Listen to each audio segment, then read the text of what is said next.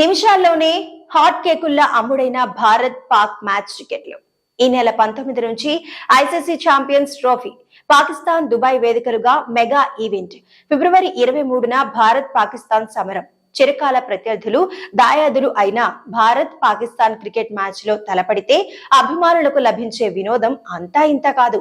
ఈ రెండు జట్ల మ్యాచ్ అంటే స్టేడియంలు ఫుల్ అయిపోవాల్సిందే.